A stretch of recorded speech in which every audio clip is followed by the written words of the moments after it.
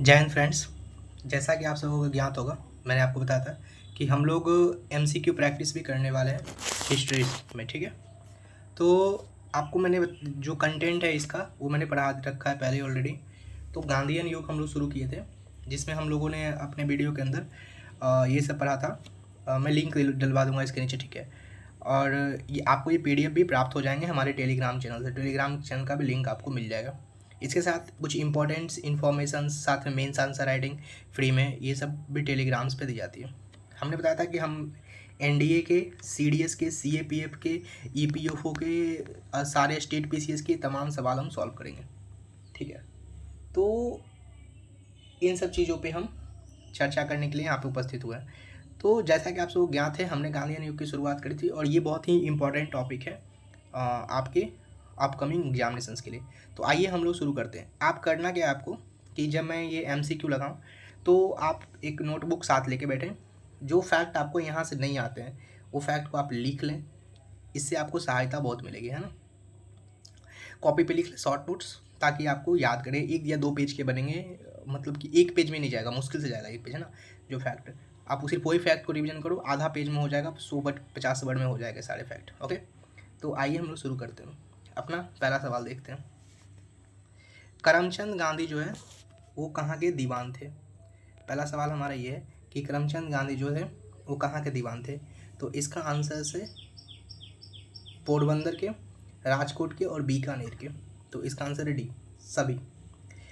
क्या है भाई, महात्मा गांधी के पिता जो करमचंद गांधी थे वो पोरबंदर, राजकोट और बीकानेर राज्य के दीवान के उच्च पद पर प्रतिष्ठित थे। ठीक है, अगला सवाल आइए देखते हैं। अगला सवाल आपका कहता है कि निम्न में से किस कॉलेज में गांधी जी ने पढ़ाई की थी?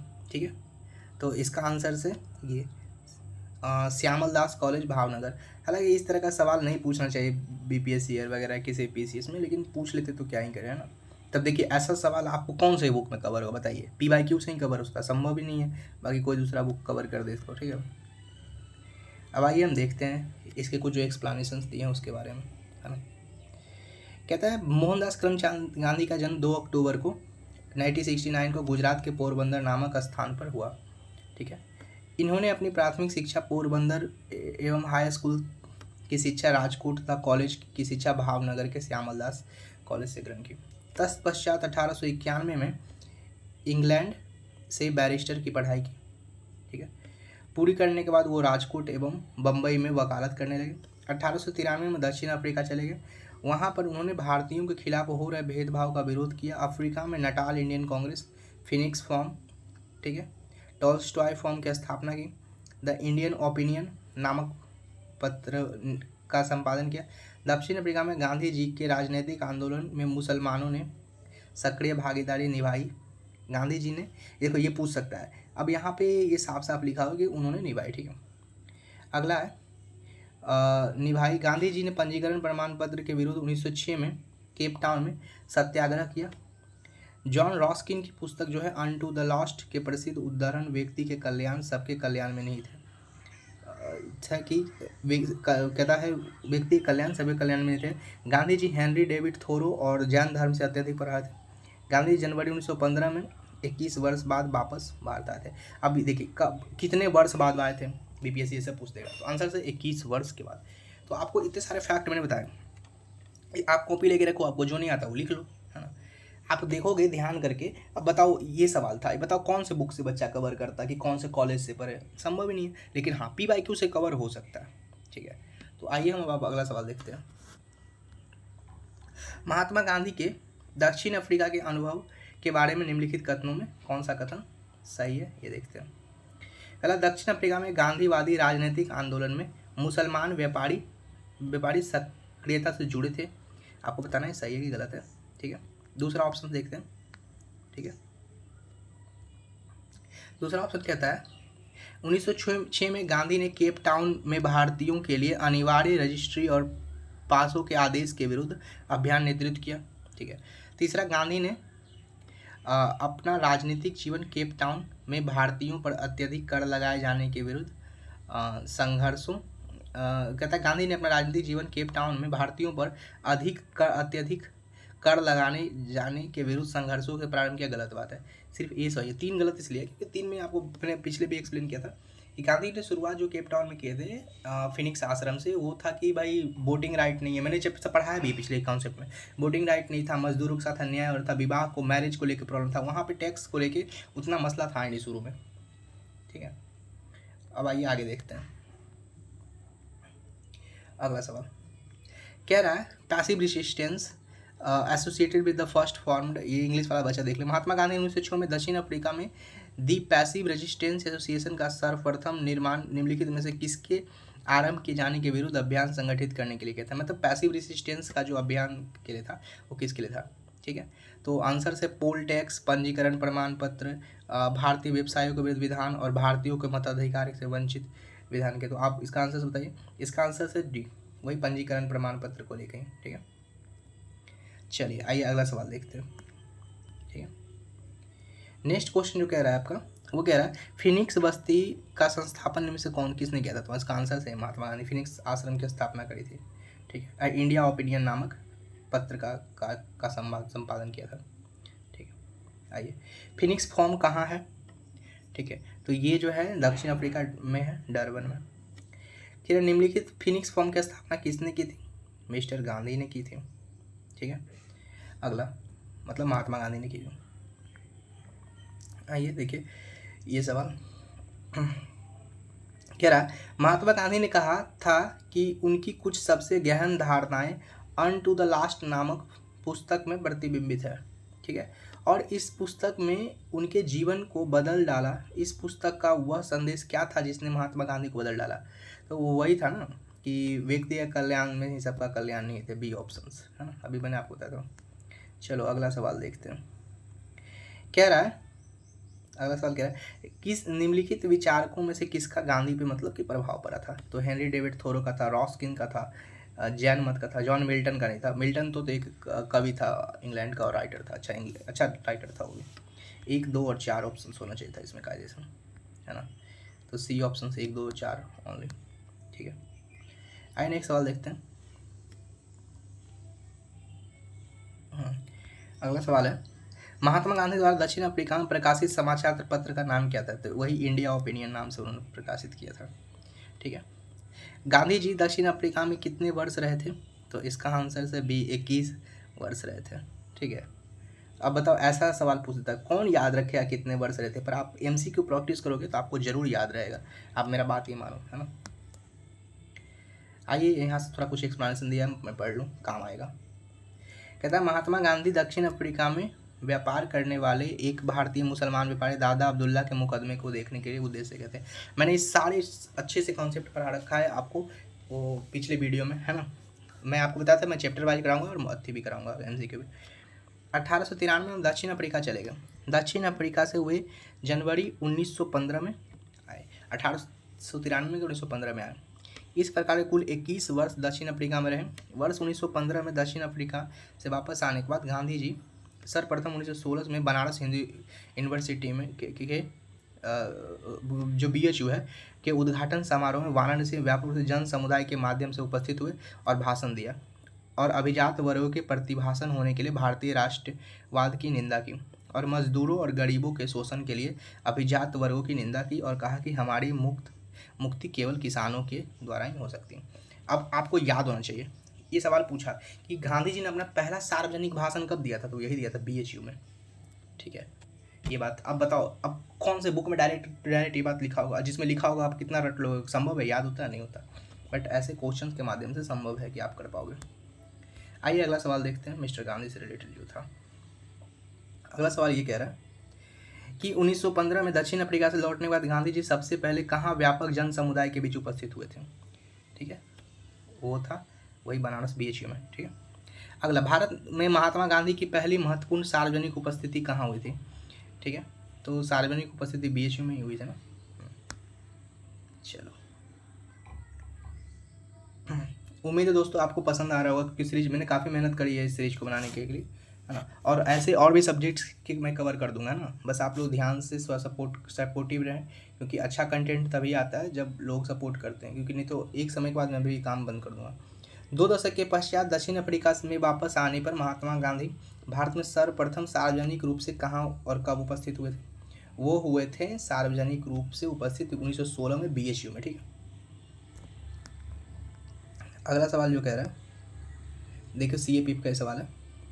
बनारस हिंदू विश्वविद्यालय के शुभारंभ के अवसर पर महात्मा गांधी द्वारा कांग्रेस के नेतृत्व की तीव्र आलोचना निम्नलिखित में से किस केंद्रित थी?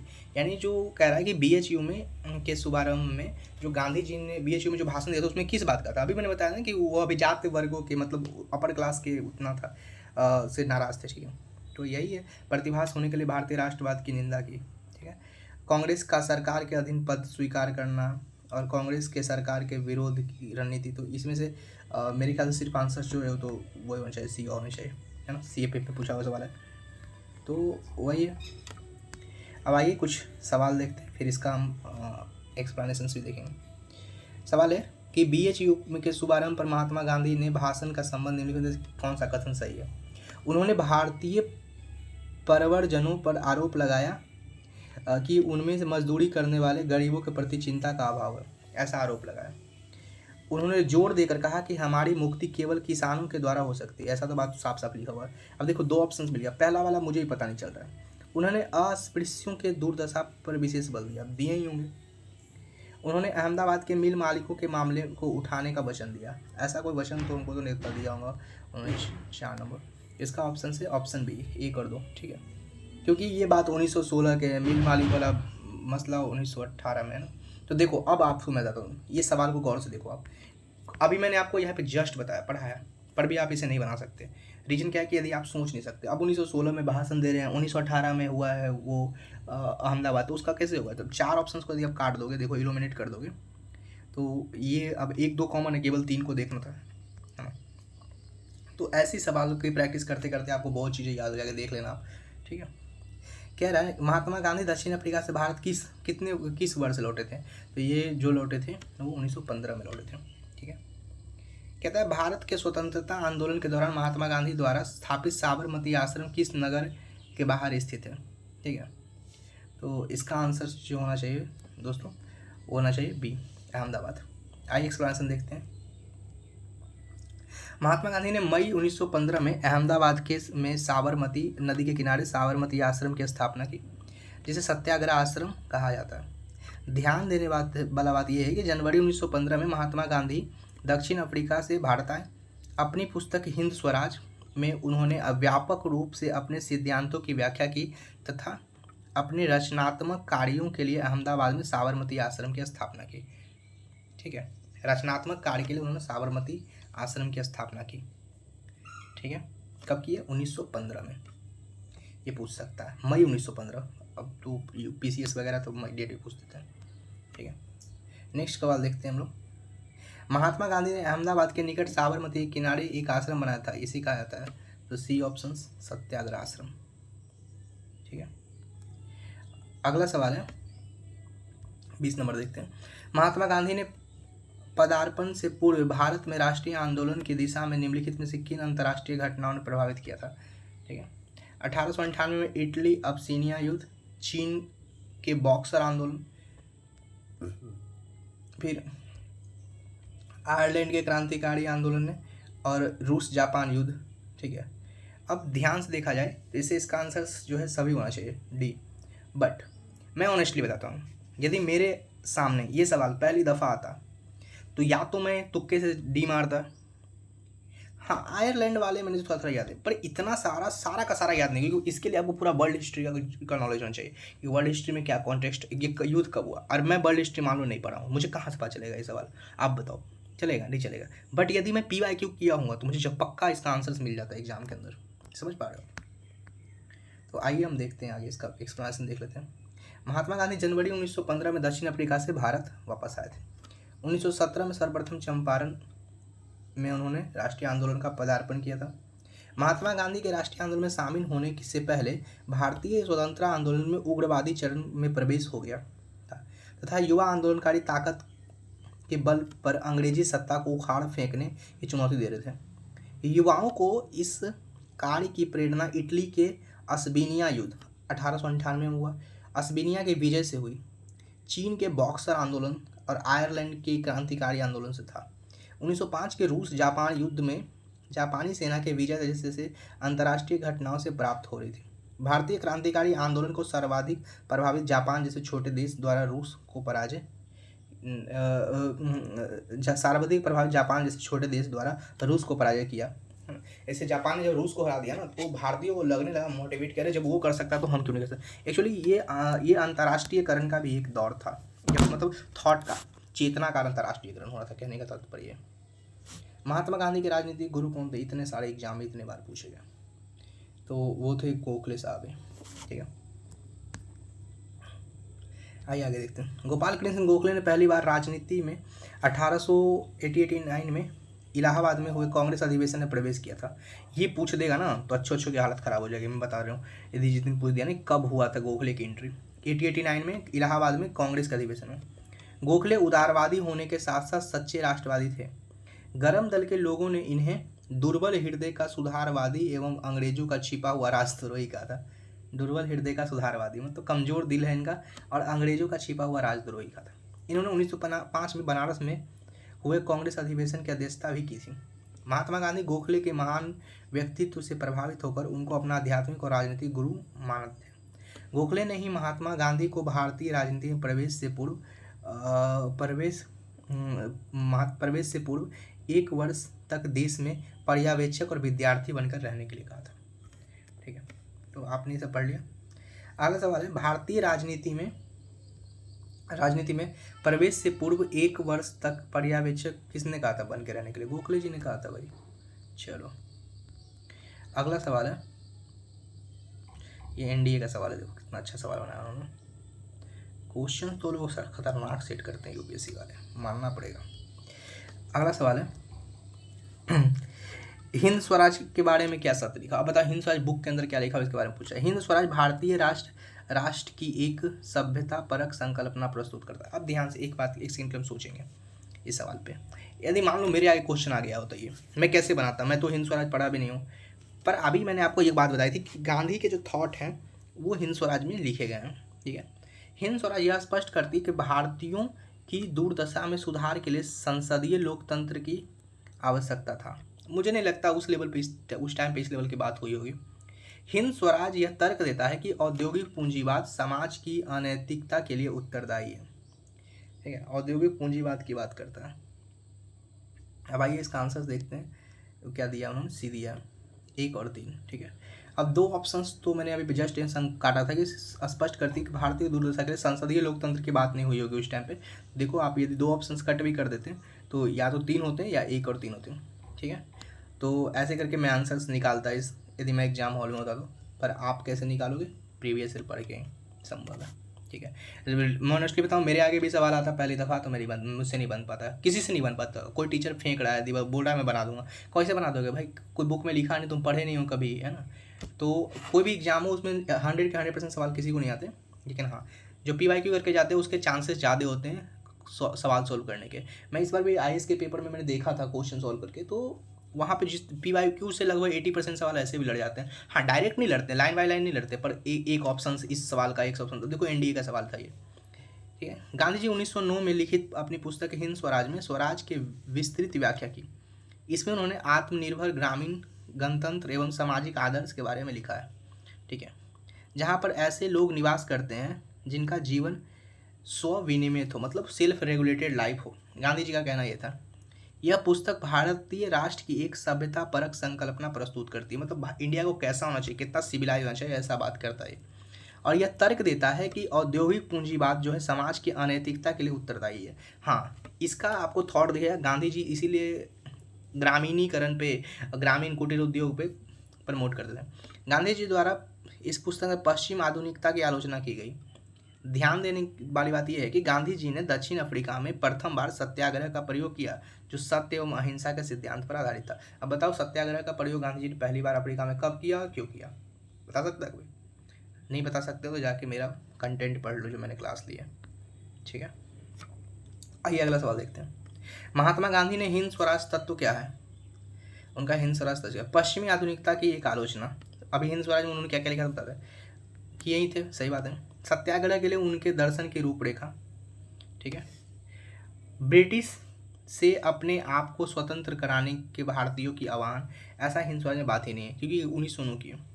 ग्राम स्वराज के रूप की एक रूपरेखा। अब गौर से देखा जाए, मैंने भी आपको बताया देखने में तत्व क्या है, ठीक है। तो आप गौर से देखो तो आपको सारा ऑप्शंस इसमें सही लगेगा, पर ऑप्शंस में इन्होंने कायदे से ये सवाल ठीक से नहीं बनाया गया, पर चलो फिर भी मैं मान लेता हूँ कुछ क्षण के लिए, ठीक है। लेकिन आधुनिकता की आलोचना तो साफ तौर पे उन्होंने किया था। सत्याग्रह का दर्शन उसमें ऐसा कुछ खास था नहीं डाउट पे, पर इसमें भाई स्वतंत्र कराने के लिए भी नहीं, चलो डी, लेकिन ग्राम स्वराज के बारे में तो बात थी ना, डायरेक्ट नहीं थी पर इनडायरेक्ट थी ना, तो कायदे से सवाल ठीक से बनाया नहीं। पर यदि सब में से चुनना हो तो जिसकी बात उन्होंने क्लियर तौर पे करी थी वो ये था। एक्सप्लेनेशन ऊपर में मैं दे चुका हूँ। अगला सवाल देखते हैं। महात्मा गांधी ने के सामाजिक आदर्श सर्वप्रथम किस में प्रकाशित हुए थे, हिंद स्वराज में, an autobiography of the story of my experiment with truth, ये तो बुक बहुत अच्छा मैंने पढ़ी हुई है। फिर अगला है history of the satyagraha in South Africa और Bhagavad Gita according to the थी, तो इसमें था, ये था हिंद स्वराज में प्रकाशित हुई थी। आइए अगला सवाल देखते हैं मिस्टर गांधी से रिलेटेड, ठीक है। गांधी जी के रामराज के युगल सिद्धांत कौन थे, मतलब रामराज की बात गांधी क्या करते थे, कहाँ करते थे। छुआछूत की समाप्ति और नसबंदी, अब देखो नशाबंदी का बात गांधी जी ने ऐसा कुछ खास लेवल पे किया नहीं। सत्य अहिंसा, खादी था चरखा। अब बताओ, आप सोच के देखो, गांधी जी रामराज में क्या खादी और चरखा चलाते के बात करते रहेंगे, यही लक्ष्य था, सही उपाय, इस आप आ जाता है सत्य और अहिंसा, ठीक है। आइए एक्सप्लेनेशन देखते हैं। गांधी जी के विचार का मूल मंत्र है सत्य और अहिंसा, अतः उनकी दृष्टि में आदर्श समाज अथवा राज्य वही हो सकता है जो अहिंसा पर आधारित हो। अहिंसा पर आधारित राज्य के मुख्य विलक्षण है सत्य के प्रति सभी नागरिकों को अनष्ट निष्ठा। ऐसा राज्य आत्मनिर्भर ग्राम समुदाय संघ हो जिसमें स्वैच्छिक सहकारिता हो, परस्पर समान और शांतिपूर्ण सहअस्तित्व की भावना हो। ये तो कितना अच्छा फिलोसफिकल बात मिस्टर गांधी कह रहे हैं कि सब मिलजुल के रहो, लड़ाई झगड़ा नहीं करो। लेकिन अभी क्या है, जमीन उमीन के लिए लड़ाई झगड़ा चलते रहता है, मार्केट के अंदर, ठीक है। आइए हम अगला सवाल देखते हैं। सीडीए 2017 का सवाल है, ठीक है। कह रहा है महात्मा गांधी द्वारा उच्चारित स्वराज के विभिन्न अर्थों के संबंध में निम्नलिखित कथनों पर विचार कीजिए। पहला, अहिंसा और सत्याग्रह के साथ स्वराज घनिष्ठता से जुड़ा है, ठीक है। और स्वराज महात्मा गांधी का विचार है तो भाई जाहिर सी बात है अहिंसा तो है। स्वराज के दो अभिप्राय हैं, एक राजनीतिक और एक राजनीतिक क्षेत्र से परे हो सकता है, क्या था ही। गांधी मतलब सेल्फ रेगुलेटेड की बात भी कर रहे थे तो था ही। कहते हैं संकल्प के साथ स्वराज को सरलता और शीघ्रता से प्राप्त किया जाता है, सरलता से और शीघ्रता से प्राप्त किया जाता है, ठीक है। अब इसमें क्या पूछा है, कौन सा करेक्ट है, तो इसका आंसर डी है। 1, 2 और 3 करेक्ट। 4 में क्या है, अब इसमें क्या लिखा है कि संकल्प के साथ स्वराज को सरलता से, मतलब आसानी से, शीघ्रता से, तेजी से, ऐसा कहीं बात होगा, आप सोच के देखो, क्या तेजी से स्वराज मिल जाएगा, हमें नहीं मिलेगा, ठीक है। तो मैं ये सवाल तो ऐसे ही सोल्व करता कि भाई चलो, मैंने आपको बताया अहिंसा की बात गांधी करेंगे, ठीक है। राजनीतिक था और एक राजनीति बाहर था, मैंने यही बताया था, है ना। स्वराज कुछ ऐसा है जिसे प्राप्त करने के लिए कुछ समय और धैर्य आवश्यक है, ठीक है। अब जाहिर सी बात है कि धैर्य तो लगेगा ही, है ना। तो ये सीडीएस का सवाल है। अब देखो सीडीएस वाले कैसे सवाल बना रहे हैं, अब उसमें से कोई एक आध फैक्ट ऐसे होंगे जो आपको नहीं आएंगे। यूपीएससी की खास बात शुरू सुन रही है कि वो कुछ ऐसा जरूर डालते हैं कि जो बाद में उसी फैक्ट को और उसी कॉन्सेप्ट को कॉपी करते हुए स्टेट पीसेस अपने क्वेश्चन बनाते हैं, है ना। तो ऐसे ही चल रहा है अभी मार्केट के अंदर। आइए एक्सप्लेनेशन देखते हैं इसका। कहता है गांधी जी ने स्वराज का अर्थ अपने कई लेखों में और उल्लेखनीय रूप से 1909 में हिंद स्वराज की पुस्तक में लिखी है, विवेचनात्मक निबंध में व्यक्त किया। गांधी जी के अनुसार स्वराज एक पवित्र शब्द है जिसका अर्थ है आत्मशासन और आत्मसंयम, मतलब खुद पे कंट्रोल करो।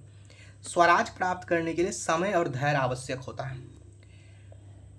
अहिंसा और सत्याग्रह के साथ स्वराज घनिष्ठता से जुड़ा है। स्वराज के दो अभिप्राय हैं, एक राजनीतिक और एक राजनीतिक से बाहर, ठीक है। अब देखो CDS 2016 का सवाल देख लेते हैं एक और के लिए। कह रहा है कि विचार करना और कौन सा कथन सही है। ठीक है, हिंद स्वराज में महात्मा गांधी ने व्यक्ति के साथ साथ समाज के लिए उत्तम जीवन संकल्पना के रूप में निरूपित किया। हिंद स्वराज भारत में औपनिवेशिक राज के विरुद्ध गांधी जी के लंबे संघर्ष से प्राप्त अनुभव के परिणाम थे। अब देखता है हिंद स्वराज भारत में औपनिवेशिक नहीं, इन्होंने लिखा 1909 में हिंद स्वराज, और गांधी जी भारत पहुंचे 1915 में, तो बताओ कैसे होगा, नहीं होगा ना। तो किसी लिए केवल एक ऑप्शन सही है। अब देखो ये पहली दफ़ा देखने के बाद एग्जाम हॉल में सवाल टफ लग सकता है कि शायद किया होगा। अच्छा, यहाँ पे ये लिख देता कि दक्षिण अफ्रीका में जो उनके अनुभव थे उस पर बेस था, मान सकते थे कि दक्षिण अफ्रीका में उनके अनुभव थे सत्याग्रह के, है ना। यदि यहाँ पे इंडिया का जब पे भारत में कर देता दक्षिण अफ्रीका में जो औपनिवेशिक शासन था उसके विरुद्ध था, तो मान सकते थे आंसर। ठीक है, देखो सीडीएस वाले कितना अच्छा सवाल बनाए थे, है ना। कहता 1909 में महात्मा गांधी ने लंदन से दक्षिण अफ्रीका लौटते हुए जहाज पर गुजराती भाषा में हिंदुस्तानियों के हिंसावादी पंथ की ओर उस विचारधारा वाले दक्षिण अफ्रीका के एक वर्ग के दिए गए जवाब के रूप में हिंद स्वराज पुस्तक लिखी थी। अब ये बहुत अच्छा बात है, ये पूछ लेगा नहीं कि आपकी पुस्तक क्यों लिखी थी। हालांकि पीसीएस इस लेवल तक नहीं पूछ पाएंगे क्योंकि उनको भी पता है, लाज लगता हुआ पूछने में। वो पूछें कि गांधी भारत कब आए, किस डेट को आए, किस जहाज़ से आए, कितना बज के कितना मिनट पर पहुँचे, कौन से स्टेशन पर उतरे, पोर्ट पे उतरे, कौन कौन लेने गया, कौन कलर के कपड़े पहने थे। पीसीएस का सवाल इस लेवल का ही होता है ना। अब गौर से देखो, यदि ये सब सवाल कोई भी एग्जाम में पूछता है, देखो हो सकता है कि बच्चे को उस साल सवाल नहीं आए, ऐसा मैं मान लूँ, लेकिन एक अच्छा हिस्ट्री की नॉलेज तो बढ़ेगी ना बच्चों के अंदर, ऐसा सवाल डालना चाहिए। ठीक है, हिंद स्वराज पुस्तक लिखा। इस पुस्तक में गांधी जी ने एक व्यक्ति और समाज के लिए उत्तम जीवन संकल्पना को प्रस्तुत किया। यह पुस्तक गांधी जी ने दक्षिण अफ्रीका के लिए संघर्षों के अनुभव पर आधारित है। देखो मैंने बताया दक्षिण अफ्रीका के बारे में कहता तो मान भी लेते हैं, भारत के कौन सा अनुभव था भाई उस समय। 1909 में हिंद स्वराज लिखा है ही है और वो गांधी को पहुंचे। सीडीएस 2018 का एक सवाल और देखते हैं, आइए आगे। कह रहा है निम्नलिखित कथनों पर विचार कीजिए। एक स्वस्थ शरीर का मतलब है ऐसा शरीर जो अपनी आत्मा के वशीभूत होता है और एक उपकरण के तहत सदैव इसकी सेवा के लिए तैयार रहता है। ठीक है, ऐसा बात किसने कहा था? महात्मा गांधी ने। ये सवाल तो भाई मेरे से तो नहीं बनता, बात तो साफ सुथरी है। यदि उस टाइम पे मैं सीडीएस दे रहा था 2018 में, तो अब बनाता तो तुक्का ही मार के बनाता। ठीक है, महात्मा गांधी के अनुसार एक स्वस्थ शरीर का मतलब है ऐसा शरीर जो अपनी आत्मा के वशीभूत होता है, मतलब और एक उपकरण की तरह सदैव इसकी सेवा के लिए तैयार रहता है। उनके अनुसार ऐसा शरीर फुटबॉल के मैदान में नहीं बनता बल्कि कृषि भूमि व खेतों में बनता है। ठीक है, मतलब आपका शरीर आत्मा के कंट्रोल में होना चाहिए। एम.के. गांधी समर्थक थे मार्क्सवाद, समाजवाद के, श्रेणीवाद, आदर्शवाद के, दार्शनिक अराजकतावाद के। तो हमको लगता है महात्मा गांधी जो समर्थक थे वो मार्क्सवादी समाजवाद के समर्थक, दार्शनिक अराजकतावाद के समर्थक थे। ठीक है, अब दार्शनिक अराजकतावाद क्या है, फिलॉसफी इनकी देख लेते हैं थोड़ा सा के लिए। तो मार्क्सवाद के समर्थक तो नहीं थे। मोहनदास करमचंद गांधी दार्शनिक अराजकतावाद के समर्थक थे। दार्शनिक अराजकतावाद राजनीतिक विज्ञान का एक विचारधारा है जिसमें राज्य की उपस्थिति को अनावश्यक माना जाता है। ठीक है, वो कहते हैं कि स्टेट नहीं होना चाहिए, पुलिस नहीं होना चाहिए, ऐसा कुछ। वो उसे राम राज्य एवं ग्राम स्वराज की अवधारणा के रूप में स्पष्ट करते हैं। गांधी जी राज्य को हिंसा का साधन मानते हैं। अहिंसा के विचार के विपरीत जो है राज्य ऐसे कानून बनाता है जो व्यक्ति के स्वतंत्रता को बाधित करता है और वह राम राज की संकल्पना में पक्षधर है। ठीक है, अब बताओ आप इतने सारे इतने गहरे लेवल क्या एक कोई एक बुक कवर कर दे सकता है? आपका नहीं कर सकता। ये केवल PYQ से ही संभव है कि इस लेवल तक आप जाके चीज़ों को समझ सको। ठीक है, पर मैं बोलता हूँ PYQ करने के लिए तो आप लोगों को तकलीफ होती है। चलो आइए अब आगे देखते हैं। अगला सवाल जो है कहता है गांधीवाद और मार्क्सवाद के बीच एक समान सहमति पाई जाती है। यह सहमति कौन सी है? देखो आईएएस में ऐसे सवाल के सवाल पूछते हैं। कहता है एक अंतिम लक्ष्य के रूप में राज्य विहीन समाज, वर्ग संघर्ष की बात देखो गांधी कहीं करेंगे नहीं, निजी संपत्ति की समाप्ति और आर्थिक नियतिवाद, इकोनॉमिकल डिटर्मिनिज्म, ऐसा बात नहीं है। ठीक है, दोनों राज्य को नहीं चाहता है। कुल में गांधी ने भी कहा था राज्य को हटाओ, मतलब पुलिस हटाओ, आम आदमी को ही मतलब इस तरीके से मन को सशक्त करो, ऐसा कुछ बात करता है ना। तो दोनों के बीच में ये कॉमन था, राज्य की अवधारणा नहीं मानते थे। हालांकि मार्क्सवाद संपत्ति के सामाजिकरण पर केंद्रित था। मार्क्सवाद का कहना शुरू से ही रहा है कि संपत्ति को समाज में बांट दो, है ना, अमीरों छीनो संपत्ति, गरीबों को दो, और वर्ग संघर्ष की तो बात तो करता है। लेकिन आज जो हमारा और इनका जो मार्क्सिज्म था, क्या कहता है, नेहरू का, मिस्टर नेहरू का जो मार्क्सिज्म था, नेहरू जो अपने मार्क्सवाद की विचारधारा में बिल्कुल सेंट्रलाइज थे। किस चीज़ को लेके? उनका शुरू से ही कहना था कि हम अपने समाजवाद में वर्ग संघर्ष की जगह पे संपत्ति का सामाजिकरण तो करेंगे, पर कैसे? टैक्स लगा के करेंगे, कानून बना के करेंगे, ठीक है, यानी कंट्रोल रूप से। मार्क्सवाद का प्रभाव ऐसा नहीं कि भारत की राजनीति में अभी भी दिखता है। समाजवाद का अभी भी एक बड़ा वर्ग है, मार्क्सिस्ट भी, हाईली मार्क्सिस्ट लोग भी हैं जो क्रांति अभी भी मतलब देखते ही होंगे कैसे विद्रोह चल रहा है, धार्मिक मसला, है ना। महात्मा गांधी और मार्क्स की विचारधारा दोनों विपरीत विचारधारा थी। जहाँ गांधी जी लोकतंत्र को भारत और दुनिया के लिए अनुकूल मानते थे। गांधी, अब देखो यहाँ से पूछ देगा, गांधी लोकतंत्र को अनुकूल मानते थे कि नहीं मानते थे? तो मानते थे भाई, और सत्य और अहिंसा के पक्षधर थे। तो मार्क्सवाद जो है लोकतंत्र को पूंजीवाद से जोड़ता था। मार्क्सवाद का मानना था कि लोकतंत्र पूंजीवाद ही हावी रहेगा। मार्क्स विचारधारा ने कई देशों के में हिंसक बीज बो दिए, लेकिन दोनों में एक अंतिम लक्ष्य के रूप में राज्यविहीन समाज की बात की थी। इसलिए गांधीवाद और मार्क्सवाद में अराजकतावादी माना जाता है को अराजकतावादी, ठीक है। अराजकतावादी ऐसी विचारधारा होती है जो जिनका कहना होता है कि राज्य को हटाओ, पुलिस व्यवस्था हटाओ, जो करेंगे हम ही लोग करेंगे।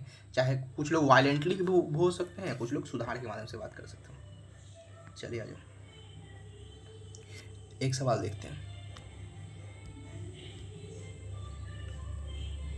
कह रहा है कि महात्मा गांधी के सत्याग्रह के दर्शन के विषय में निम्नलिखित कथनों में से कौन सा कथन सही है? सत्य और अहिंसा दो महत्वपूर्ण संगठक हैं। सही से बात है भाई। सत्याग्रह के अनुयायी बुराई का प्रतिरोध करेंगे, परंतु बुरा करने वाले से घृणा नहीं करेंगे। सत्याग्रह यदि आवश्यक हो तो स्वयं को और बुरा करने वाले को भी पीड़ा पहुंचाएगा, ठीक है। तो बात सही है ना। तो इसका आंसर जो है डी होना चाहिए, 1 और 2। अच्छा, ये 3 ऑप्शन में क्या प्रॉब्लम देखते हैं। सत्याग्रह ही यदि आवश्यक हो तो स्वयं को और बुरा करने वाले को भी पीड़ा पहुंचाएंगे, यानी खुद को भी कष्ट दो और दूसरे को भी, ठीक है। अब आइए आगे देखते हैं। गांधी जी ने अपने विचार को सत्याग्रह पर बहुत बल दिया। सत्याग्रह का अर्थ है सत्य के लिए आग्रह, यानी सत्य के लिए कष्ट सहकर आग्रह करना। गांधी जी सत्य के लिए अहिंसा के पक्षपाती थे। सत्य और अहिंसा उनके सत्याग्रह दर्शन के 2 महत्वपूर्ण संगठन थे। उनका मानना था कि सत्याग्रह एक ऐसी आध्यात्मिक तंत्र जो मनुष्य मात्र के प्रेम पर आधारित है। इसमें विरोधियों के प्रति घृणा की भावना नहीं होती है, ठीक है। आइए अगला सवाल देखते हैं। कह रहा है कौन सा मोहनदास करमचंद गांधी के लिए सर्वाधिक जाने जाते हैं? भारतीय स्वतंत्रता प्राप्त करने के लिए, निष्क्रिय विरोध करने के लिए, इनकी इस्लामिक नहीं, ऐसा कोई बात नहीं, हिंदू द्वारा राजनीतिक कार्यालय करने का विरोध करने के लिए, और राज्य के। तो इसका ऑप्शन से ये होगा साफ तौर पर।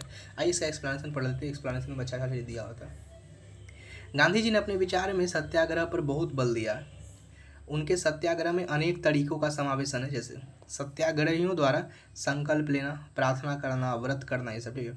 असहयोग के कार्य, जैसे बाइकआउट करना, हड़ताल करना, उपवास करना, यात्रा करना, ये सब। यात्रा करना भी शामिल है। अब यात्रा करना पूछ लेगा तो आपकी हालत खराब हो जाएगी। नागरिक अवज्ञा के कार्य, जैसे धरना देना, करों का भुगतान न करना और विशिष्ट कानून की अवज्ञा करना। सामाजिक सुधार और सामाजिक सेवा का रचनात्मक कार्यक्रम, जैसे अस्पृश्यता उन्मूलन, शिक्षा को बढ़ावा देना, कुटीर उद्योग, ग्रामीण विकास, ये सब पे बात। तो आप देख सकते हो कितना अच्छा इसमें बहुत सारा फैक्ट इंक्लूड किया है और बढ़िया बढ़िया फैक्ट इंक्लूड किया है। तो आपको हो ज़रूरत हो तो ये सब सारा जो है इसको कॉपी कर लीजिएगा, मतलब कि कलर कर देता हूँ मैं इसको, ठीक है। तो चलिए आइए आगे देखते हैं। अगला सवाल, महात्मा गांधी ने निम्नलिखित में से कौन सी राजनीतिक रीतियों का समावेशन किया? ब्रिटिश की अर्जी देना, ग्रामीण पुनर्वास, घेराव और उपवास, है ना। ये बहुत ही शानदार सवाल है, मतलब मैं आपको सच बता रहा हूँ, एग्जाम में आया तो नए नए के तो एकदम, मैं सच बताऊँ, मैं कैसे समझाऊँ, कोई भी बुक कवर नहीं कर सकता इस लेवल का कंटेंट, और कोई भी टेस्ट सीरीज का औकात नहीं मार्केट में इस लेवल का पेपर बना दे। टेस्ट सीरीज वाले भी चोरी होते हैं, वो ऐसे PYQ से छापते रहते हैं, एक अथी उधर से एक कॉन्सेप्ट उधर से सर्च करके बनाते हैं। ये सच में शानदार सवाल है कि गांधी के आने के बाद क्या क्या बदला था। तो इसका आंसर है बी, 1, 2 और 4, ठीक है। घेराव की बात तो गांधी कभी करते ही नहीं थे शुरू से, कि घेरो उड़ो ऐसा कुछ नहीं, है ना। हाँ, हम करेंगे अनटू द डेथ, उपवास करेंगे, ब्रिटिश को अर्जी देना, अर्जी देने वाला भी काम शुरू में किए थे, ठीक है। अर्जी तो हमेशा लास्ट तक देते रहे हैं, है ना। आइए आगे देखते हैं इसका क्या कहते हैं। महात्मा गांधी का जन्म 2 अक्टूबर 1869 को पोरबंदर में हुआ था। वे भारत और भारतीय स्वतंत्रता आंदोलन के एक प्रमुख राजनीतिक और आध्यात्मिक नेता थे। उन्होंने सत्याग्रह के माध्यम से स्वतंत्रता की प्रति आंदोलन से प्रेरित किया। स्वतंत्रता प्राप्ति के क्रम में इन्होंने ब्रिटिश को अर्जी दी, अपनी बात को मनवाने के लिए उपवास किया, ग्राम पुनर्निर्माण के महत्व दिया, घेराव किया और अराजकता के माध्यम से स्वतंत्रता प्राप्ति के पक्षधर नहीं थे। घेराव ये सब नहीं करते थे, ठीक है। अगला सवाल है, भारत में नियोजित विकास का विरोध किसने किया? नियोजित विकास मतलब प्लान डेवलपमेंट का विरोध किसने किया? ऑब्वियस सी बात है, गांधी ही करेंगे। आइए देखते हैं। महात्मा गांधी ने प्लान डेवलपमेंट को विरोध किया। वस्तुतः गांधी जी भारत में औद्योगिक और मशीनरी के विरोधी थे। वह कुटीर और ग्रामीण उद्योग के समर्थक थे और ग्राम को अर्थव्यवस्था के आधारभूत इकाई मानते थे। वे मशीनों के स्थान पर मानव श्रम को अधिक महत्व देते थे। ये सब बात सही है, ठीक है। अगला कहता है, निम्नलिखित में किसने गौ रक्षा समिति की स्थापना की थी? इसका आंसर है महात्मा गांधी। इन्होंने गौ रक्षा समिति की स्थापना की थी। आइए आगे इसका एक्सप्लेनेशन देख लेते हैं। गौ रक्षा समिति का एक्सप्लेनेशन। गांधी जी केवल राजनीतिक स्वतंत्रता ही नहीं अपितु जनता के आर्थिक, सामाजिक और आत्मिक उन्नति भी चाहते थे। इस भावना को उन्होंने ग्राम उद्योग संघ, तालमी संघ और गौ रक्षा संघ बनाया। अब देखो, ये सवाल में एक इम्पॉर्टेंट चीज ये छिपा हुआ है। ये पूछ सकता है कि ग्राम उद्योग संघ किसका है, बता दोगे। पर तालमी संघ पूछ दे और गौ रक्षा संघ पूछ दे तो दिक्कत होगी, ठीक है। तो ये इसीलिए 3 फैक्ट यहाँ पे दिए गए, ठीक है। उम्मीद आपको मज़ा आ रहा हो, और मज़ा नहीं आ रहा है तो आप जाके कंटेंट पढ़िए फिर से। उसके बाद भी नहीं आ रहा, आपको लग रहा है रट रटा के काम चलेगा, ना रे बाबा ना, ऐसा काम किसी का नहीं चला भाई, आपका कहाँ चल जाएगा, ठीक है। एम के गांधी निम्नलिखित भारतीय राष्ट्रीय कांग्रेस में किस में सर्वप्रथम भाग लिया था? ठीक है, तो ऑप्शन है बी, 1901 में उन्होंने आया था कलकत्ता अधिवेशन में। महात्मा गांधी सर्वप्रथम 1901 में आयोजित कांग्रेस के कलकत्ता अधिवेशन में भाग लिए थे। इस अधिवेशन की अध्यक्षता जो है दिनसा वाचा कर रहे थे। महात्मा गांधी 1924 में कांग्रेस के बेलगाम अधिवेशन के अध्यक्ष चुने गए थे। 1924 में गांधी एक ही बार अध्यक्षता किए। ये समय पढ़ा चुका हूँ, अच्छे से पढ़ा चुका हूँ, आप जाके वीडियो देखिए। आइए अगला सवाल देखते हैं। निम्नलिखित में से किस सत्याग्रह आंदोलन में गांधी जी ने प्रत्यक्ष रूप से भाग नहीं लिया, मतलब डायरेक्ट नहीं आए? अब ध्यान से देखो, खेरा में तो अबे किए थे, असहयोग आंदोलन में सामने सामने थे ही, राजकोट, वाईकोम सत्याग्रह में नहीं थे। वाईकोम सत्याग्रह तो नहीं थे ना यहाँ पे डायरेक्ट भाग लेने वाले, ये तो इजीली बन जाता है ना। ये जो थोड़ा सा ही पढ़ा हुआ है, नहीं पढ़िएगा तो भाई कुछ भी नहीं बनेगा। कहता है 1915 में गांधी जी ने अहमदाबाद के निकट साबरमती आश्रम की स्थापना की। अप्रैल 1917 में बिहार में स्थित जिला चंपारण में किसान पर किए जा रहे अत्याचार के खिलाफ आंदोलन चलाया। 1918 में गुजरात के खेरा में जिले में कर न देने के आंदोलन चलाया। असहयोग आंदोलन गांधी ने 1 अगस्त 1920 को आरंभ किया। वाईकोम सत्याग्रह त्रावणकोर के एक गांव में स्थित एक बड़े मंदिर में दलित के प्रवेश को चलाया गया था, जिसमें गांधी जी ने प्रत्यक्ष रूप में भाग नहीं लिया था। गांधी जी ने स्वदेशी आंदोलन 1905 ईस्वी में भाग नहीं लिया था, ठीक है। हाँ, भाग नहीं लिए थे। इन्होंने रॉलेट एक्ट 1919 में, खिलाफत आंदोलन 1919 में एवं 1920 में असहयोग आंदोलन, सबने अवज्ञा में, व्यक्तिगत सत्याग्रह 1940, भारत छोड़ो आंदोलन 1942, 1916 में होम रूल आंदोलन का नेतृत्व, ये सब किया। 1916 में होम रूल आंदोलन का जो नेतृत्व हुआ था ये बाल गंगाधर तिलक और एनी बेसेंट ने किया था, ठीक है। तो इतने सारी चीज़ आपको सीखने को मिली। अब आइए अगला सवाल देखते हैं। निम्नलिखित में से किस आंदोलन से गांधी जी संबंधित नहीं थे? स्वदेशी आंदोलन, खिलाफत आंदोलन, व्यक्तिगत सत्याग्रह, भारत छोड़ो आंदोलन। तो ऑप्शन स्वदेशी आंदोलन, ठीक है।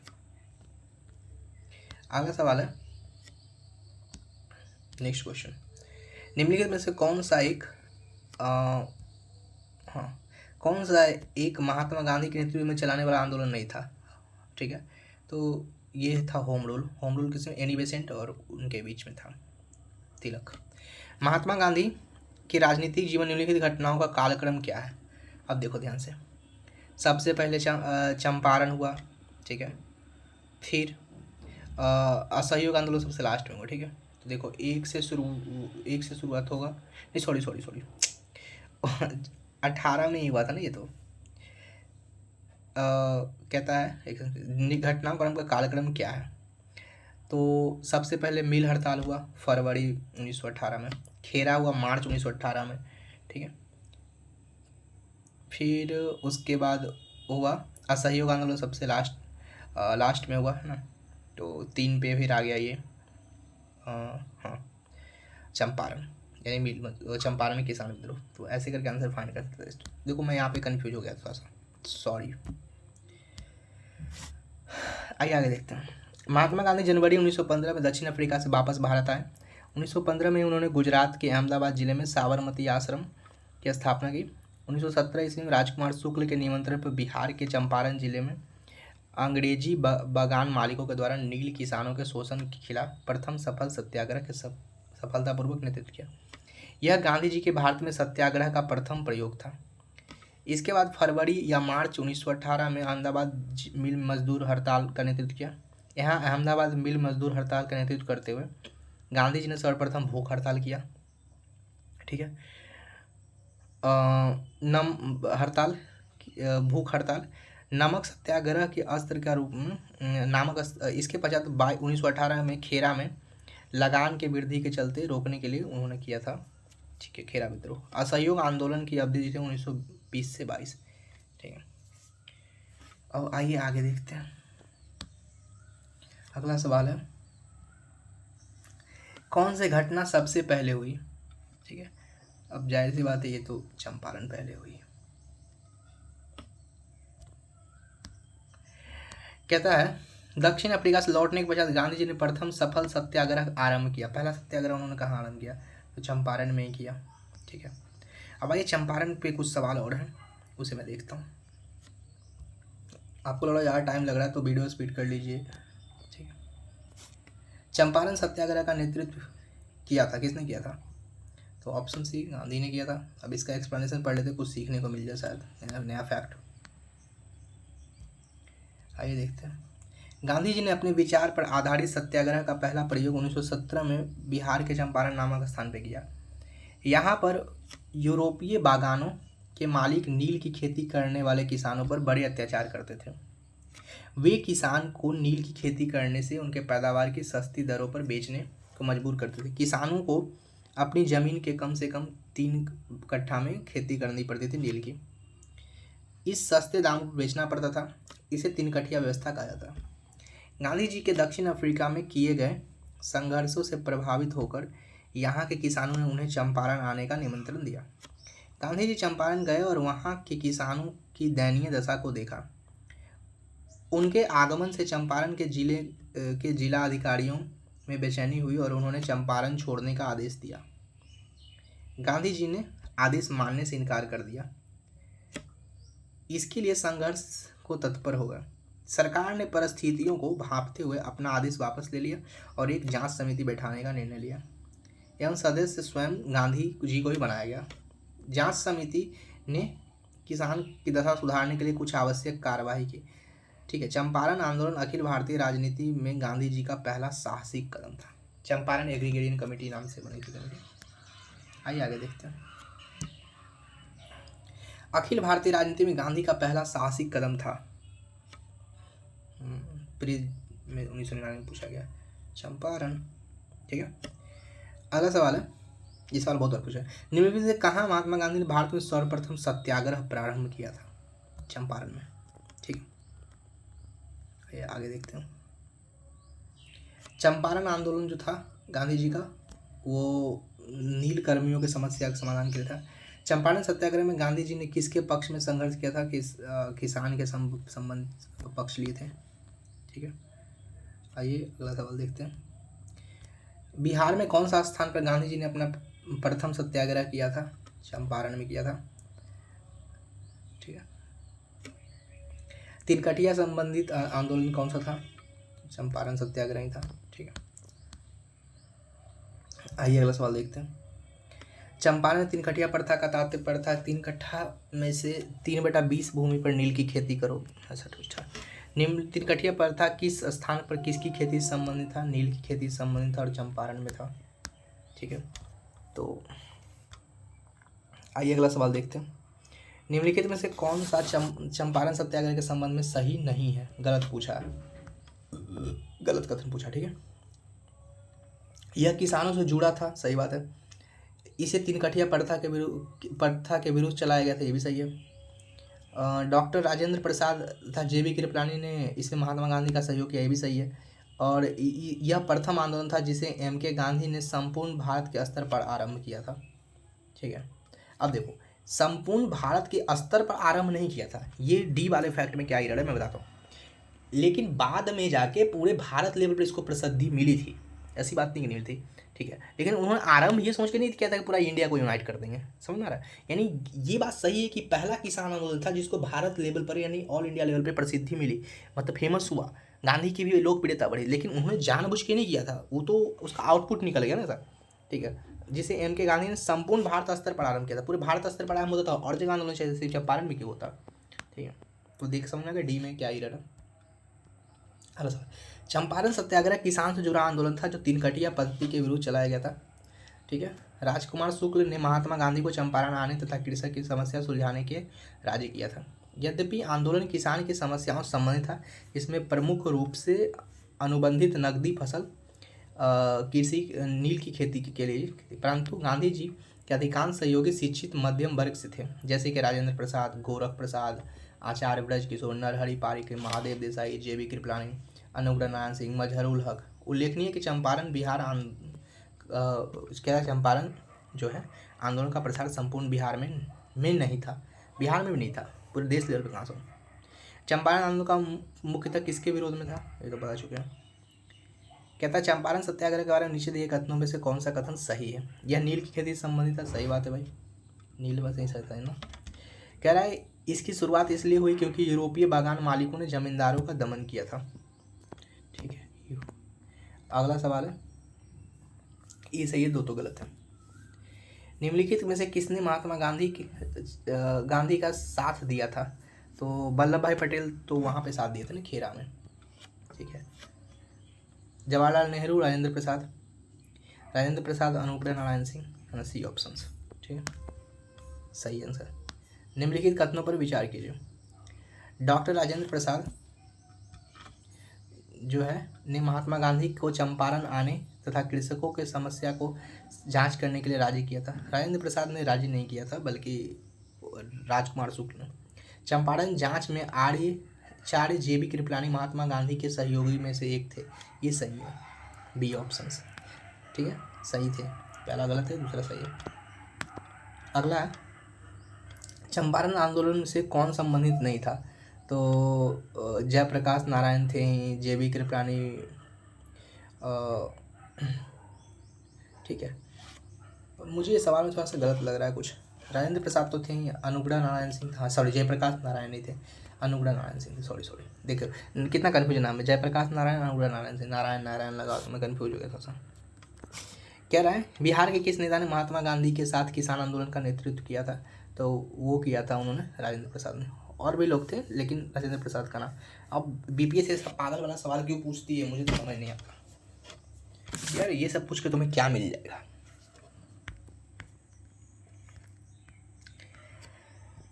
आइए आगे सवाल देखते हैं। निम्नलिखित में से कौन सा एक चंपारण सत्याग्रह के अति महत्वपूर्ण पहलू है? राष्ट्रीय आंदोलन में अखिल भारतीय स्तर पर अधिवक्ता विद्यार्थियों और महिलाओं की सक्रिय भागीदारी। नहीं, राष्ट्रीय आंदोलन में भारतीय दलित और आदिवासियों की, नहीं, राष्ट्रीय आंदोलन में किसान के असंतोष सम्मिलित है ना, रोपण फसलों के लिए नहीं था ये। ठीक है, तो ये तो सिंपल सवाल है। ठीक है, आइए एक्सप्लेनेशन देख लेते हैं। कहता है वर्ष 1917 में गांधी जी द्वारा किए गए चंपारण सत्याग्रह, 1918 में खेरा आंदोलन में गांधी जी की बड़ी सफलता थी। चंपारण तथा खेरा के आंदोलनों ने न केवल गांधी जी को जनता का नेता बना दिया, अपितु कृषकों में आत्मविश्वास भी जगा कि यदि वे मिलकर कार्य करें तो आवश्यक सफलता होगी। इस प्रकार कृषकों को असंतोष भारत के राष्ट्रीय आंदोलन में शामिल हो गया। चंपारण सत्याग्रह नील की खेती करने वाले मजदूरों द्वारा झेली जा रही समस्या के संदर्भ में था। ठीक है, आइए आगे देखते हैं। अगला सवाल क्या है, कह रहा चंपारण सत्याग्रह कौन सा सही कथन चुनना है। ठीक है, आपको चंपारण सत्याग्रह ने भारतीय राजनीति में गांधी जी के जननेता के रूप में दूसरी बार उपस्थिति चिन्हित की। ठीक है, अब समझते हैं अगला। चंपारण सत्याग्रह नील की खेती करने वाले मजदूर द्वारा झेली जा रही समस्या को संबोधित करने के लिए प्रवर्तित किया गया था।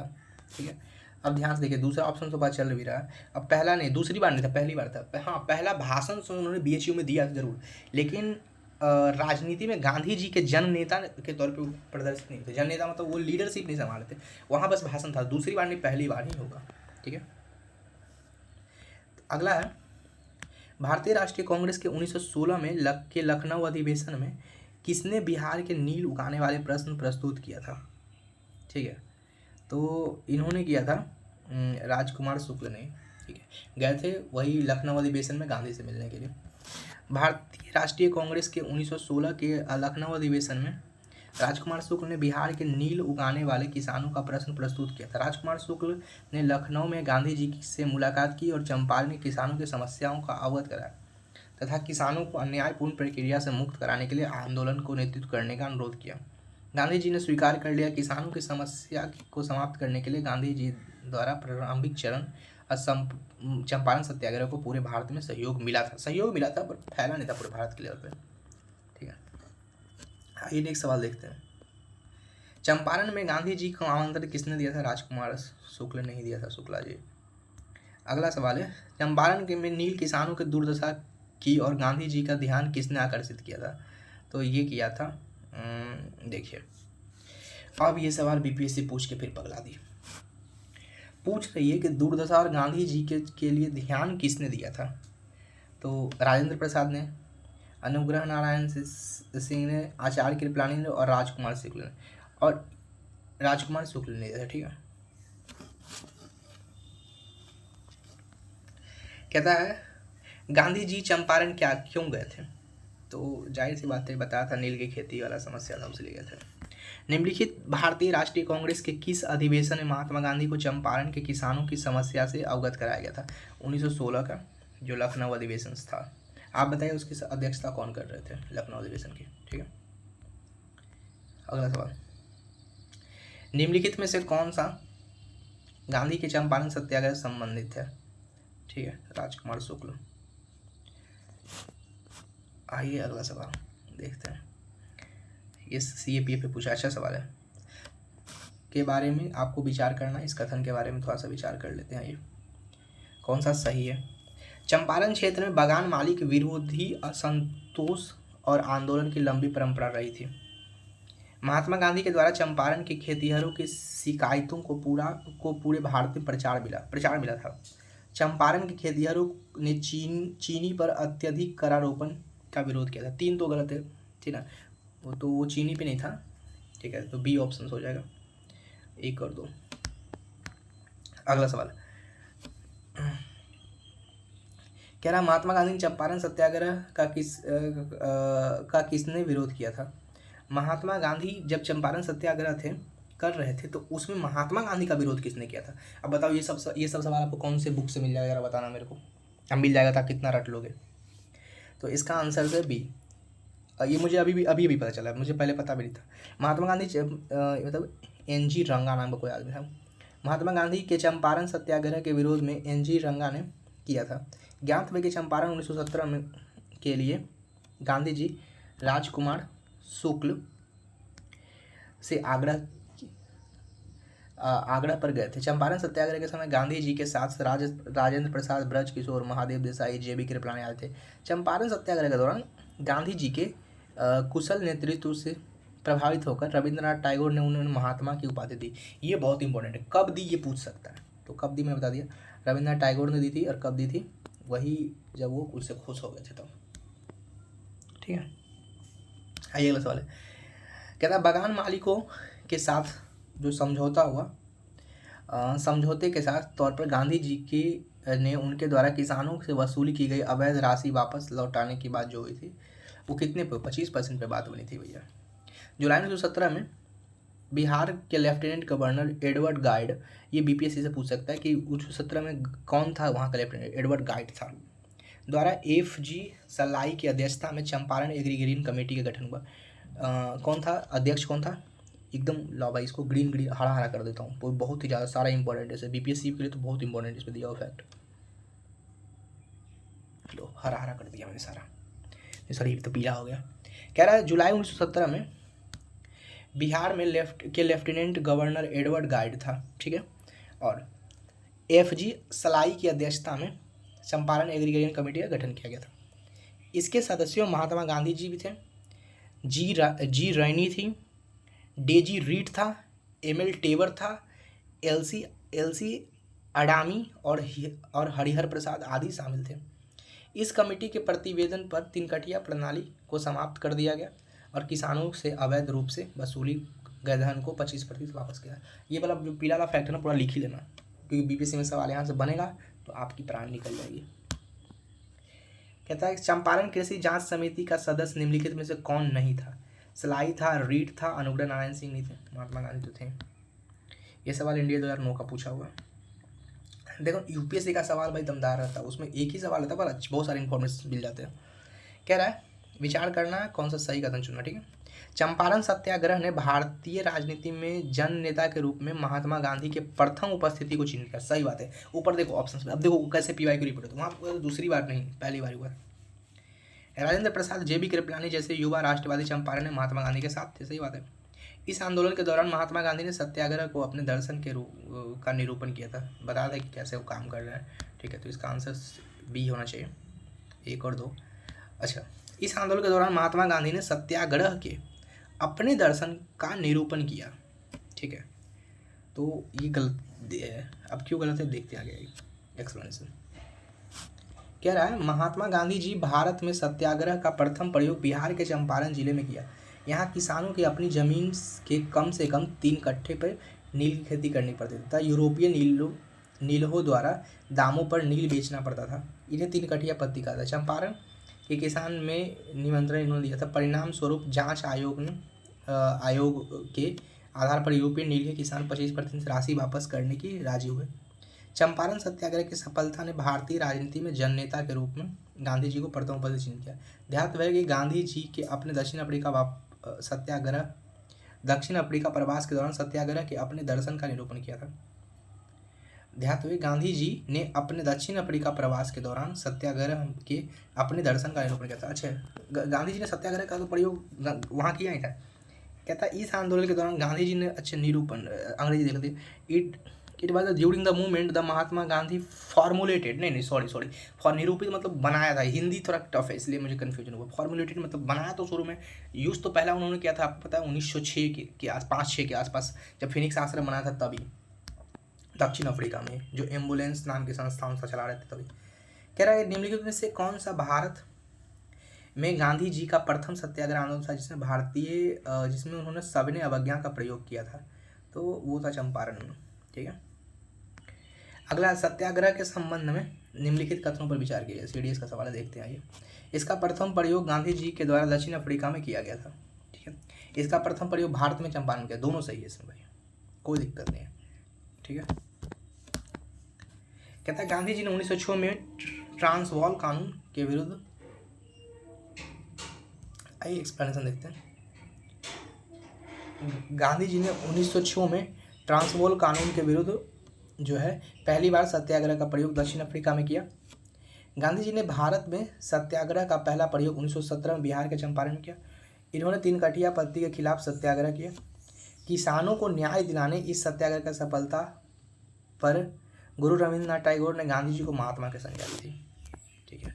तभी उन्होंने महात्मा की संज्ञा उन्हें दी थी। गांधी जी के नाम से पहले महात्मा जोड़ा गया, ठीक है। कब जोड़ा गया भैया कोई बताएंगे अभी तो। अगला सवाल है निम्नलिखित में से किसने गांधी जी को सर्वप्रथम महात्मा के तौर पर देखा? रविंद्रनाथ टैगोर ने। कहता है किसने दुखी आत्मा दुखी हृदय जैसे छद्म नामों के तहत लिखकर चंपारण किसानों को दुर्दशा पर प्रकाश डाला था? तो ये इंपॉर्टेंट सवाल है, बीपीएससी में पूछा। बीपीएससी पता नहीं ऐसा फैक्ट कहाँ से ढूंढ लेती है भाई, मानना पड़ेगा बीपीएससी को। पीर अली मोहम्मद नाम था भैया इसका, ये तो मुझे भी पता नहीं था। कह रहा पीर मोहम्मद मुंशी हिंदी के प्रसिद्ध लेखक एवं पत्रकार थे। इन्होंने चंपारण क्षेत्र में यूरोपीय बागान मालिकों द्वारा किसानों के शोषण एवं उनके दुर्दशा पर मार्मिक वर्णन किया था। उन्होंने कहा था दुखी किसान किसने दुखी आत्मा दुखी हृदय से छदम नामों के तहत लिखकर चंपारण के बारे में बताया। गांधी जी ने बंधुआ मजदूरी को मुक्त कराने के लिए अभियान कहाँ चलाया था? तो इसमें ऑप्शंस नहीं है, ठीक है, तो ये गलत सवाल था क्योंकि इसका आंसर्स नहीं दिया था। बंधुआ मजदूरी का तो कोई असर था नहीं। 2017 में कौन सा महीना गांधी के चंपारण पहुंचने के 100वीं जयंती को व्यक्त करता है? तो बी ऑप्शन अप्रैल। 2017 ईस्वी का अप्रैल महीना गांधी के चंपारण सत्याग्रह का 100वीं जयंती व्यक्त करता है। गांधी जी के ने सत्याग्रह का पहला प्रयोग 10 अप्रैल 1917 को बिहार के चंपारण जिले में नील बागान के रूप में के मालिकों के 3 कठिया पत्ती के रूप में किया था, मतलब उनके विरोध में किया था। आइए अगला सवाल देखते हैं। कहता है एक कथन महात्मा गांधी की आत्मकथा के विषय में सत्य नहीं है। 3 कठिया प्रथा का इसमें वर्णन है। आप देखो एक बुक से सवाल पूछा, इसमें इंडिया ओपिनियन समाचार पत्र का वर्णन है, इसमें भारतीय राष्ट्रीय कांग्रेस के लाहौर अधिवेशन 1929 का वर्णन है। तो डी ऑप्शंस भाई, इसका वर्णन क्यों होगा? पर मेरे आगे सवाल आएगा भाई, मैं छोड़ के आता एग्जाम के अंदर है क्वेश्चन, संभव भी नहीं है, मतलब किसका वर्णन है किसका, अब उसके लिए आप कौन बुक बैठा पढ़ने के लिए। हालांकि मैं पढ़ा हूँ लेकिन मुझे इतना याद अभी भी नहीं है पढ़ने के बाद भी। गांधी जी की आत्मकथा सत्य के साथ मेरा प्रयोग में 3 कठिया पत्ती, सत्याग्रह शब्द की उत्पत्ति और अफ्रीका से निकलने वाले 3 इंडियन ओपिनियन समाचार पत्र का विवरण मिलता है, ठीक है, लेकिन राष्ट्रीय कांग्रेस के लाहौर अधिवेशन 1929 का वर्णन नहीं मिलता।